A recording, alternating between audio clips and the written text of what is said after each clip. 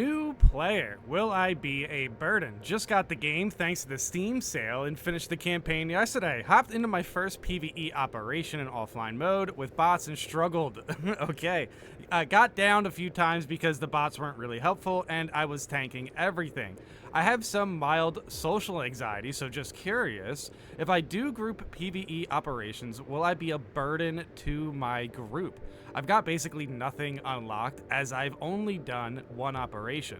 Will people be annoyed having to carry a new player, or should I just continue to play with bots on easy difficulty until I unlock more stuff? Thanks. All right, so I've seen a spike in new player posts. I think this is definitely a good one to introduce this idea because recently, if you've been paying attention to Steam specifically, recently we've seen a lot of positive reviews. In fact, it's at 91% right now. It would be kind of wild if we can get, Space Marine 2 to overwhelmingly positive on recent reviews. That would be great. So I'm doing my part here, and I got to admit, I think this is a great question. New players, will I be a burden? So we're going to go through some things that you are going to have to pay attention to. Now, we did do a new player video before. That was definitely a great starting off point. But now we're definitely going to really focus on this part, the will I be a burden? And we're going to dive into if this game is just a little bit too hard on new players. We're going to see all of that and see how it plays out. Not to mention, this is pretty interesting. He jumped into his first PvE operation with bots and struggled. The new player. Now, I got to admit, I would love to see what difficulty this is on, but regardless, this is going to be a little bit more in detail for new players to avoid this situation, specifically considering there's a lot of new players because of the Steam sale. I'm not too sure if you've been paying attention to that. And yeah, I got to be honest, this is a very good question, and there's a very good post to follow up this question. Space Marine 2 doesn't have a very high skill cap, it has a very high skill floor. Skill floor is the minimum performance needed to succeed. Skill cap is the potential max level of performance. And yeah, I definitely think this is a great way to approach this because very fair. This is why we are a tad bit concerned with new players jumping into multiplayer for a bunch of different reasons. In case you aren't aware, there's hard mode in this situation, and we see a lot of new players jumping into that one. In fact, I have seen that today, which is unfortunate. So I will do my best to make sure that even if there's a new player in the game, hopefully they can catch on to some of these tips. Now, this is a extensive post here, so definitely get some snacks for this because this is one of the best posts I've seen as far as a new player's approach to the exact skill floor he's talking about. Skill floor is the minimum performance needed to succeed. Yeah, it very much has a very high skill floor. So if you're here, if you're a new player, get prepared to get good in a sense. Here is the core loop of knowledge to survive. Melee and gun strike executions replenish armor. Parrying a minorist kills them, replenishing armor. Dash attacking minorists allows you to gun strike them, which means run attacks. Yes, this is one of the best ways to get armor back in a very quick situation, in my opinion.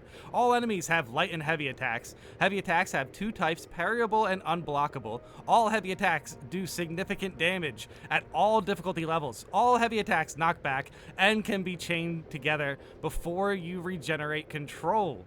Or, regain your control. Sorry. Perks that give knockback resistance only ignore light attacks. Not explained in perks. Yes, we have talked about that. But this is a lot of information at one time, as you can see. But yeah, dude, we're doing our best to make sure that new players feel comfortable with a lot of these, combat situations. And to be fair, he really did nail the first couple suggestions here. Not suggestions, but these are just mechanics that you need to be aware of because being able to get your armor back quickly really does help.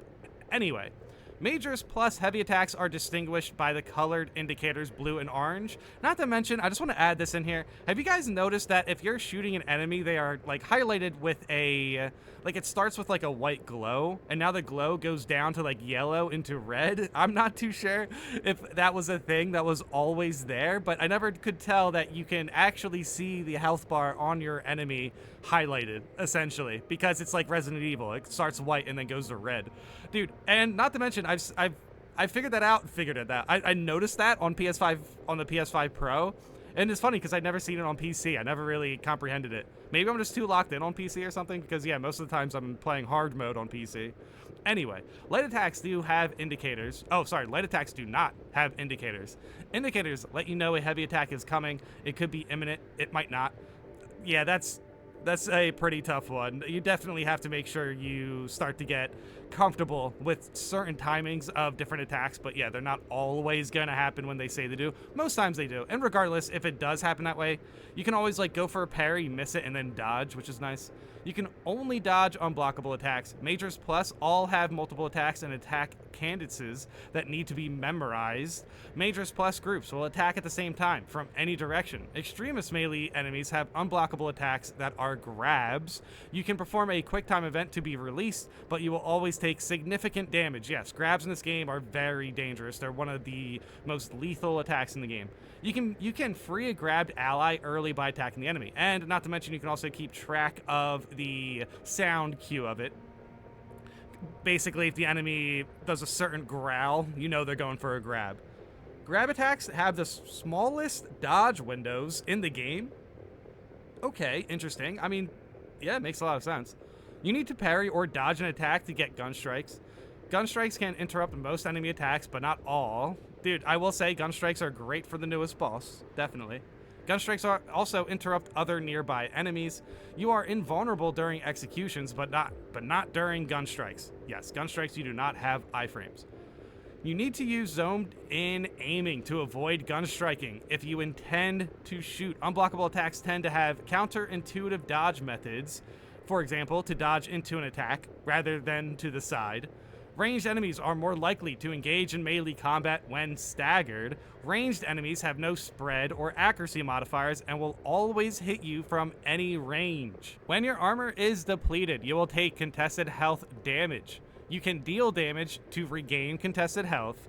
Contested health will linger briefly before doing permanent health damage. Now, of course, this is some basic information, but I want to make sure that a new player can digest the rest of this post, because I feel like a lot of the small details and, you know, the mechanics they are mentioning here, they are definitely trying to catch a new player up to speed, essentially. So there is more to this post that is about the basic mechanics. There's a lot that a new player will need to know to understand the rest of the information and advice for a new player. Not to mention, we will also go through etiquette, which is pretty interesting as well. So yeah, we're going to make sure that we do everything we need to do. If there is a level 5 player in your hard stratagem, we're going to make sure they're the best level 5 in the game. You know what I mean? And if you're a new player, just don't jump into hard stratagems. Ranged weapons regain much more contested health than melee weapons. Bolt weapons do above average damage with headshots, but do below average damage otherwise. The first time you reach 0 health, you will become incapacitated. A team member can revive you. Oh yeah, by the way, we've covered this. We definitely covered this in the new player video I did before. This was like one of the first bits of information I really wanted to get through to new players. But yeah, you know what? I will likely link that in the description in case you want to go check that out. But ultimately, I feel like this is going to be like the next video to watch. Like this is new player friendly, but it's definitely more so about catching a new player up so they are quote unquote not a burden in a game that is potentially setting them up. You know what I mean? Because yeah, again, this game is very harsh on new players, essentially, or at the very least, that is a concern for new players. If you are not revived in time, you will die and must wait to respawn for 60 plus seconds. If you are revived, you will receive a mortal wound. Different difficulties allow you to be incapacitated more or less before being mortally wounded. Yeah, like easy modes, definitely like minimal and average. If you don't want to worry about mortal wounds, I feel like that's the best place to go for that. As soon as you find yourself like basically not dying in a difficulty for an extended period of time, like over the course of like 5 missions or something, I think that's a time maybe to look into jumping up a difficulty. When you have a mortal wound, it can be removed by healing to 100% health. Stims are used to restore health and have reduced effectiveness with difficulty levels. Stims will restore all contested health and heal you on top of that. Stims are extremely limited, and you can only carry 2. Ammo is limited, and you must manage it. Oh, yeah, definitely. Ammo's definitely, frugally and strategically to make it count. Oh, yeah, ammo's pretty limited, but there are ammo caches and stuff. But yeah, I guess it depends. Not to mention, seems like ammo caches are a bit random anyway. Skill cap would be if you had a chain of perfect parries, then you get a buff that stays on until you miss a parry. But knowing Saber, they would make that buff a requirement to maintain proper TTK, which takes it from cap and adds it to the floor. This is exactly what happened to the heroic sniper. You already had very limited ammo. Oh wow, this really just went back into the heroic sniper situation. That's pretty funny. But interesting, yeah, this is a fair example. The skill cap was you had infinite ammo if you maintained a high headshot ratio. But now you must maintain a high headshot ratio or you will just run out of ammo very quickly, guaranteed. Whether you agree with that design change is subjective, but the patch notes said it was to raise the skill cap, which it doesn't. It raises the skill floor as the weapon does not function unless a skill requirement is fulfilled. Yeah, that's definitely, I will admit, yeah, that's a bit harsh on new players in a sense. A new player can, by the way, jump into like normal stratagems pretty early with the new event. You can definitely get like 200 accolades as a new player. I wouldn't put it past it if a new player gets the heroic bolt sniper like pretty early. They can definitely be put in this situation potentially, but I will admit, if you're a new player and you have a heroic weapon before you got to level 25, I mean, more power to you, essentially. But I will admit, yeah, that weapon that they're suggesting right here, the heroic bolt sniper, it has a lot of responsibility tied to it, essentially. Saber keeps doing this where they think they're adding to skill cap, but they're always adding to skill floor, which means the game is actually much more challenging for new, returning, and average players, while seasoned players don't really feel the difference, so such changes aren't well received. I think that skill floor actually chokes what Saber can do and remain plausibly fair. Compare the Walker from Helldivers 2 to the Soul Reaper from Space Marine 2. Okay, on an added note here, dude, Terminators are becoming very devastating, I feel like. Whenever I see a Terminator spawn in, it is, at least in Chaos missions, I just kind of sit there and just wait for the rockets to start spamming in. Rocket spam for Terminators has been at an all-time high, I feel like. But okay, yeah, this is an interesting where, like, I don't really know where this is going, but this is definitely an interesting example to set up for this, because I feel like, I feel like Terminators are very not, they're just not new player friendly. As soon as they spawn in, if they see you, they do not care about your level. They are going for the kill, which is, it can be pretty tough for a new player to deal with a Terminator that spawned off screen for them, essentially. But okay, yeah, let's see where this is going. They both have rockets that, among other things, pin players down and become a nightmare if left unintended.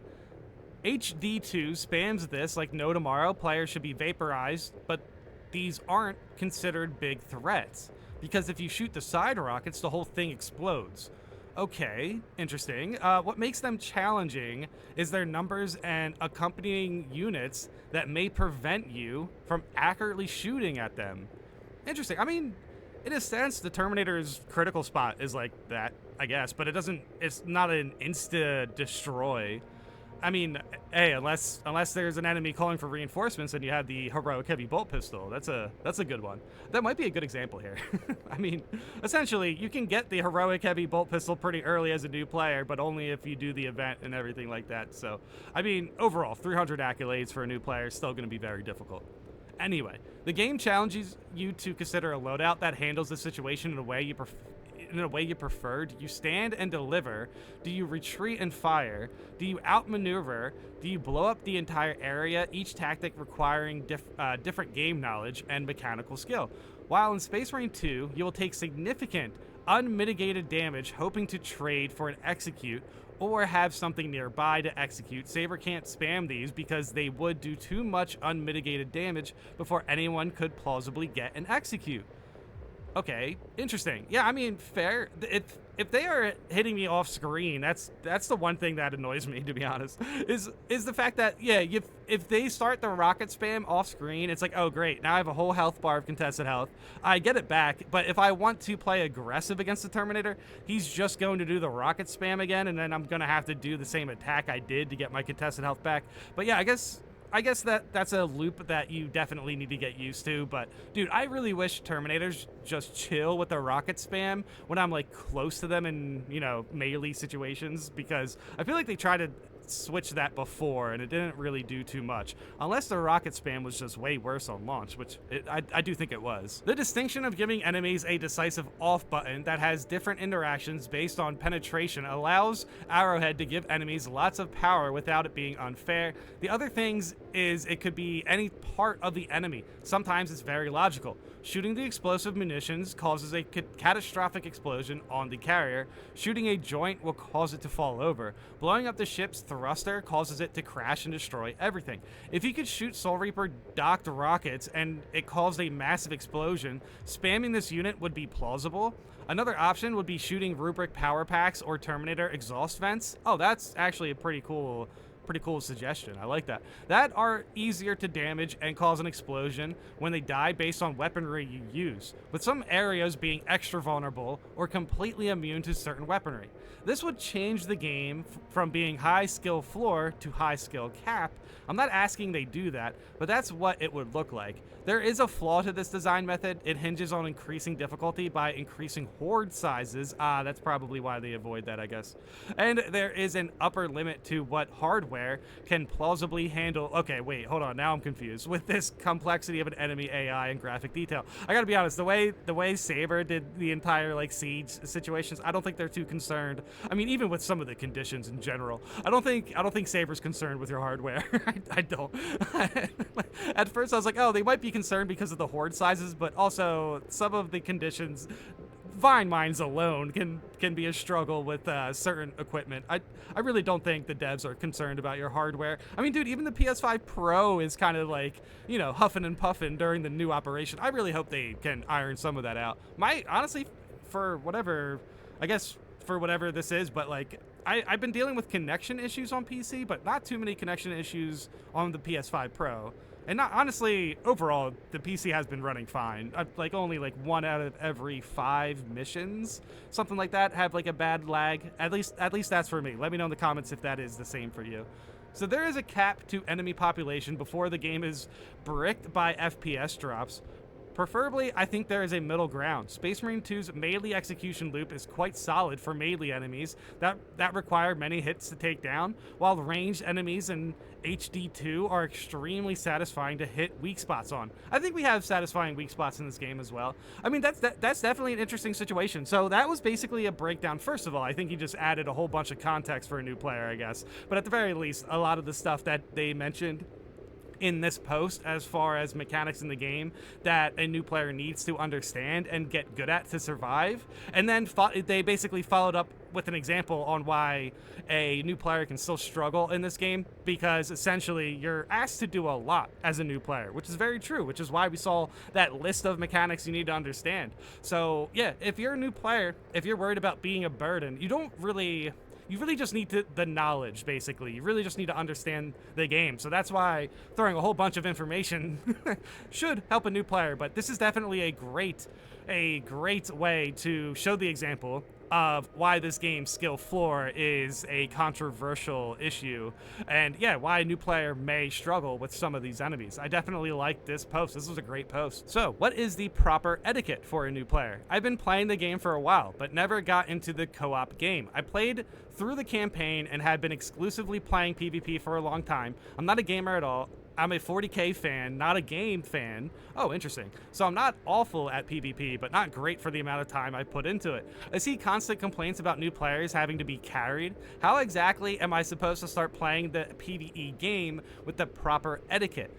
Oh, okay, sweet. Thanks for the replies. What would you say are the easiest classes for new players in PvE? I'm best with tactical and sniper in PvP, but no clue if that translates at all. I mean, it would. It definitely would translate, I would think, for the most part. I mean, maybe even add heavy there, but you know what? Like, honestly, heavy also requires a lot of knowledge. So I think tactical is the easiest. Sniper is also pretty easy to understand as well, but like sniper can get pretty tricky. But ultimately, this is also a very good post for new players to understand, because I feel like etiquette is also like half of the, it's pretty much half the element when you are joining a new operation. You're a new player, lower difficulty. Etiquette does go a far way, because all the other stuff you're going to be learning, we told you about it, but you also have to apply it. You need to practice, you know, making sure you can regenerate your contested health after a rocket spam from a Terminator or whatever. You need to practice that. But etiquette is another thing where you just need to basically recognize it for the most part,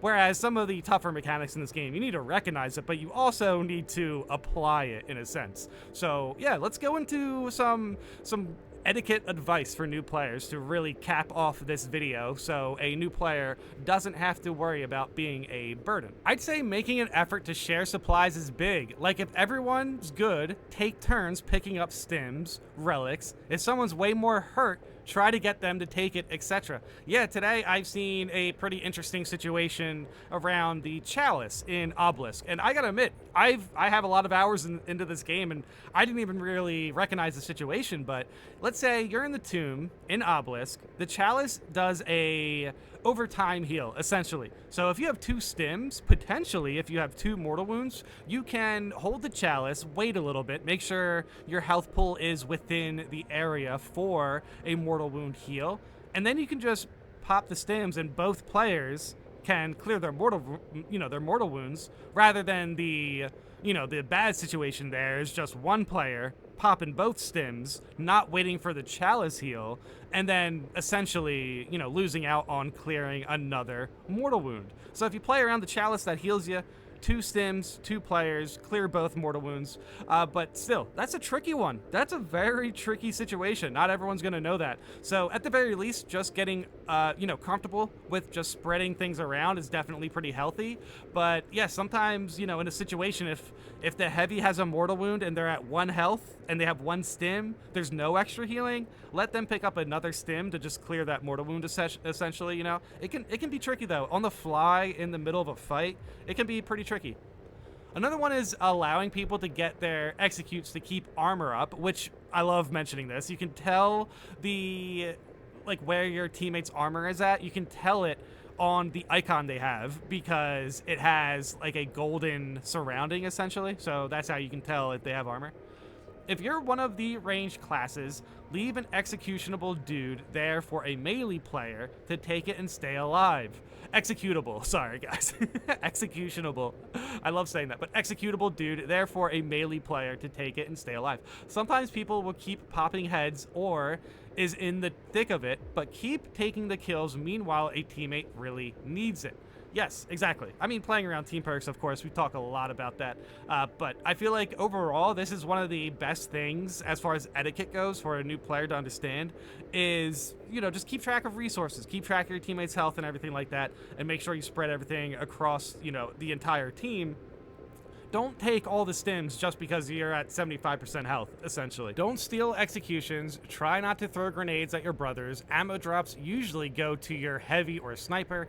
Armor drops usually go to sniper or vanguard. Medicaid to lowest HP. Try to stay relatively close to your brothers and don't shoot a melted charge if you can avoid it. Other than those, my main advice is listen to the audio cues in Obelisk or stay out of these circles. Yeah, that's a very fair point about Obelisk. Yeah, definitely watch some, Obelisk operation run-throughs. But yeah, the gist is you can hear your character. Your character can tell you when the puzzle basically is done. What the puzzle is going into a circle, only one person needs to do this, and these islands essentially will rotate. basically when it's time to stop rotating them, your character will mention it. So definitely keep an ear to that. That one's a very good one, man. Not to mention, I've seen a lot of people talk about, executions. I've seen a lot of comments about don't steal executions, don't go execution hungry and everything like that. Yeah, just,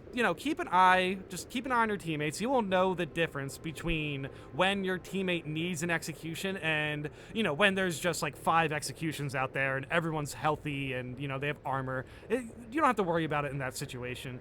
It's more so about keep an eye on the situation when it is getting pretty difficult to navigate. Again, armor around your teammate's icon on the side of the screen. If it has a gold tint, that means they have armor. If they don't, essentially that means they need an executions.